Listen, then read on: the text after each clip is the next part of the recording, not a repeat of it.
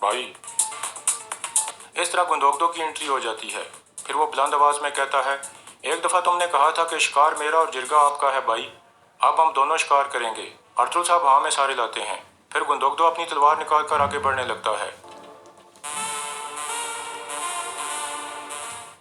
पास आकर गुंदोगदो कहता है, आर्तुक साहब ने मुझे हर चीज बता दी है। इस कुत्ते ने जाल बिछाकर मेरे बेटे को मार दिया था। इसने मंगोलों के साथ हाथ मिलाकर हमारे कबीलों पर हमले किए। तुमने मेरे बेटे को शहीद किया है अलबास्ती। मैं खुद तुम्हारे टुकड़े टुकड़े करूंगा। बेबौलत कहता है, मरने से पहले तुम्हारे बेटे ने भी यही कहा था। तुम्हारा अंजाम भी वैसा ही होगा। हमला करो।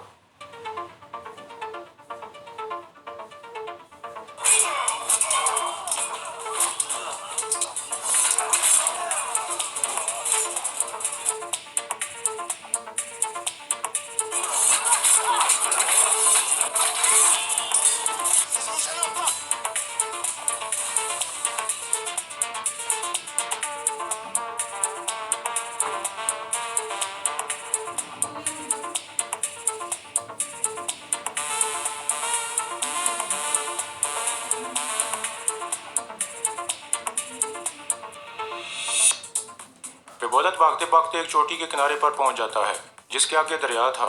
इस तरह वो रुक जाता है। इतने में अर्थुल साहब, गुंदोगदो और एलबिलके भी वहां पहुंच जाते हैं। अर्थुल साहब कहते हैं, आप भागने के लिए तुम्हारे पास कोई रास्ता नहीं है अलबास्ती। एलबिलके कहती है, तुमने हमारा बहुत नाम खराब कर लिया। आप खुद को हमारे हवाले कर दो। बेबौलत कहता है, यह इतना आसान नहीं है अर्थुल। इतने में तुर्गत वगैरह भी वहां आ जाते हैं। फिर अर्थुल साहब कहते हैं, मैं तुम जैसे गद्दार को इतनी आसानी से नहीं मरने दूंगा। मैं पहले तुम्हें सब के लिए इबरत का निशान बनाऊंगा। इसलिए मैं तुम्हें यहाँ से जिंदा लेकर जाऊंगा। बेबौलत कहता है, मैं खुद को तुम्हें इस्तेमाल नहीं करने दूंगा अर्थुल। एलबिलके उसे दोबारा रोकने की कोशिश करती है लेकिन बेबौलत नहीं मानता और दरिया में छलांग लगा देता है।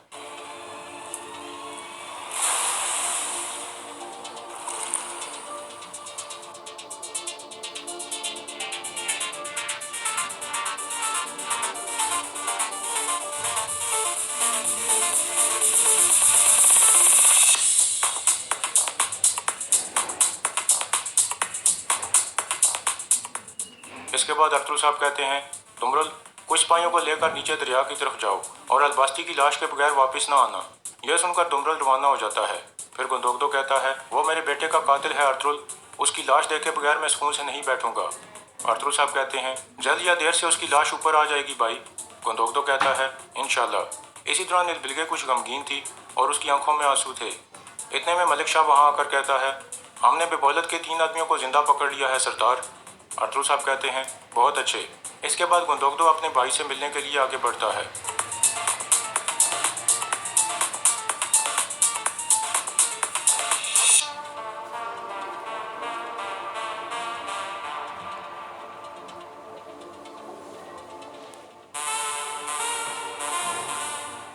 फिर अर्थुल साहब पूछते हैं, क्या कबीले में किसी को पता है कि आप यहाँ आए हैं?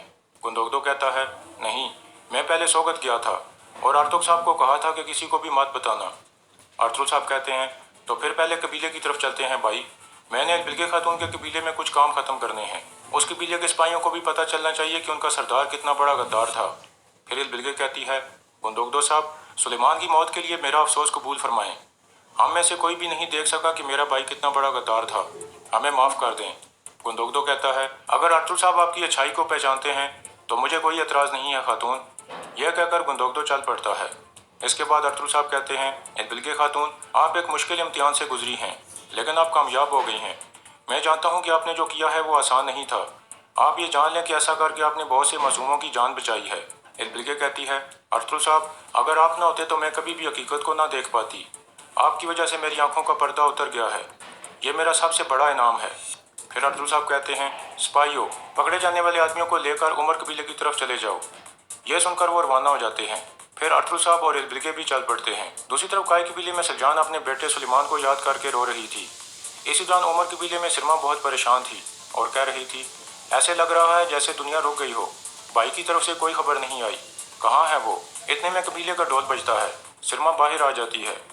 अर्थुल साहब एलबिलके और उनके सिपाही कबीले में पहुंच गए थे और बेबौलत के 3 आदमियों को भी गिरफ्तार करके ला रहे थे।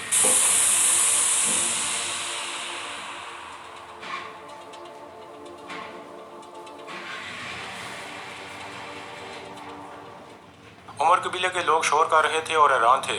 फिर अर्तुल साहब उन्हें खामोश कराकर कहते हैं, उमर कबीले के ख़वातीनो हजरात, मैं इन सिपाहियों को इनके जराइम की सज़ा देने के लिए यहाँ लाया हूँ। इसी कबीले में इनका फैसला होगा और फिर यहीं पर इन्हें सज़ा दी जाएगी। एक आदमी पूछता है, इन्होंने क्या किया है अर्तुल साहब? अर्तुल साहब कहते हैं, गद्दारी। यह सुनकर सब लोग चौंक जाते हैं और दोबारा शोर करने लगते हैं। एक आदमी कहता है, हम किसी को हमारे ऊपर गद्दारी का इल्ज़ाम नहीं लगाने देंगे। फिर कुछ सिपाही आगे बढ़ते हैं, लेकिन एलबिलगे उन्हें रोक देती है। फिर एलबिलगे कहती है, अर्तुल साहब सही कह रहे हैं, आप गुस्सा छोड़ें और इनकी बात गौर से सुनें। एक आदमी पूछता है, क्या बेबोला साहब को ये पता है अर्तुल साहब, वो कहाँ हैं? अर्तुल साहब कहते हैं, उमर कबीले के जिरगे के आदमी मरकजी खेमे में आ जाएं, मैं इस बात का जवाब वहीं पर दूंगा। इन मुजरमों को भी ले आएं। यह कहकर वो मरकजी खेमे की तरफ बढ़ते हैं और जाते जाते सिरमा को कहते हैं, आप भी अंदर आ जाएं सिरमा खातून। यह कहकर वो अंदर चले जाते हैं। दूसरी तरफ काई कबीले में ढोल बजता है, सब लोग इकट्ठे होने लगते हैं। गुंदोगदो कबीले में पहुंच गया था।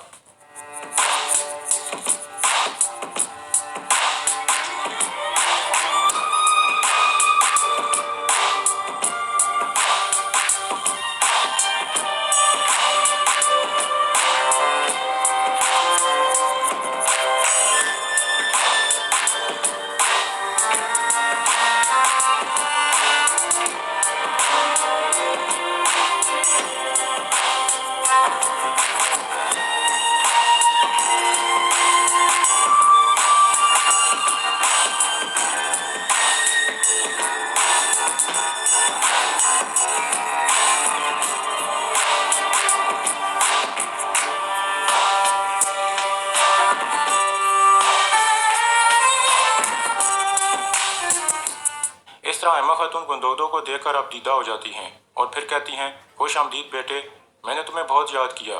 गुंदोगदो कहता है, मैंने भी आपको बहुत याद किया वालिदा, अपना खेमा, अपने भाई और आप सबको बहुत याद किया वालिदा। इसके बाद गुंदोगदो बामसी की तरफ देखता है। बामसी कहता है, गुंदोगदो साहब, इतने सालों के बाद आपको देखा है, अभी भी आप पहाड़ों की तरह मजबूत लगते हैं सरदार। फिर वह दोनों गले मिलते हैं। फिर अम्मा खातून कहती हैं, गुंदोगदो, यह तुम्हारा भतीजा उस्मान है। उस्मान कहता है, खुश आमदीद चाचू। गुंदोगदो भी उसे खुश आमदीद कहता है और वो गले मिलते हैं। फिर गुंदोगदो पूछता है, सलजान कहाँ है वालिदा? अम्मा खातून कहती हैं, सलजान सुलेमान की कब्र पर गई है बेटा। यह सुनकर गुंदोगदो कुछ गमगीन हो जाता है। इसके बाद उमर कबीले का मंजर सामने आता है। मर्जी खेमे के बाहर कबीले के लोग जमा थे, अंदर जिरगा जारी था। अर्तुल साहब कहते हैं, इन सिपाहियों ने डाकुओं के बेस में हम पर हमला किया था, बाकियों ने जान देकर गद्दारी की कीमत चुका दी है। मैं इन्हें यहाँ इसलिए लाया हूँ ताकि उमर कबीले के लोगों के सामने ये अपनी गद्दारी का एतराफ़ कर सकें और हम यहाँ इन्हें सज़ा देकर सब के लिए इबरत का निशान बना सकें। एक आदमी कहता है, बेबोला साहब के बारे में क्या ख्याल है? उन्हें भी यहाँ होना चाहिए, वरना हम कबूल नहीं करेंगे। अर्तुल साहब कहते हैं, इस गद्दारी का उस्ताद वही था। यह सुनकर सब चौंक जाते हैं। फिर एलबिलगे कहती है, अर्तुल साहब सही कह रहे हैं, बेबोलत ने मुझे और अर्तुल साहब को मारने की कोशिश की थी। आदमी कहता है, बेबोला साहब अपनी ही बहन की जान क्यों लेंगे? लाजमी कोई गलती हुई होगी। अर्तुल साहब कहते हैं, कोई गलती नहीं हुई। बेबोलत ने वो चेहरा वाजे कर दिया है जो वो आप सब से भी छुपा रहा था, वो अलबास्ती है। यह सुनकर सब हैरान परेशान हो जाते हैं। इस दौरान काई कबीले के सिपाही दरिया में बेबोलत की लाश को तलाश कर रहे थे। फिर दुमरल कहता है, अभी तक लाश ऊपर आ जानी चाहिए थी, वो कहाँ रह गई है? फिर दुमरल कहता है, आगे ये दरिया मजीद तकसीम होता है, कुछ सिपाही उस तरफ चले जाओ और बाकी इधर ही तलाश जारी रखो। इसके बाद वो दोबारा हरकत में आ जाते हैं।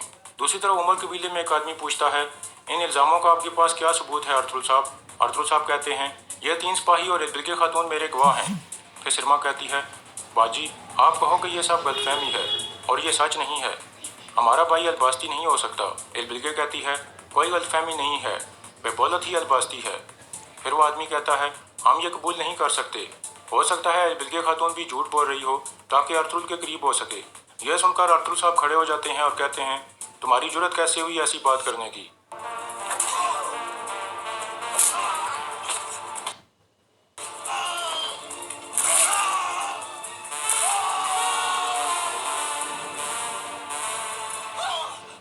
फिर अर्तुल साहब कहते हैं, तुम गवाहों पर यकीन करोगे और फैसला कबूल करोगे। अगर तुम्हारे कान ये कबूल ना करें और तुम्हारी ज़बान ऐसे ही चलती रही तो मैं दोनों को काट दूंगा। यह कहकर वो उसे एक और थप्पड़ मारते हैं और फिर कहते हैं, आप मेरी नज़रों से दूर दफ़ा हो जाओ। यह सुनकर वो आदमी बाहर निकल जाता है। फिर अर्तुल साहब कहते हैं, बेबोलत अपने अंजाम को पहुंच गया है जिसका वो हकदार था। جو کوئی بھی یہ قبول نہیں کرے گا اس کا انجام بھی ویسا ہی ہوگا۔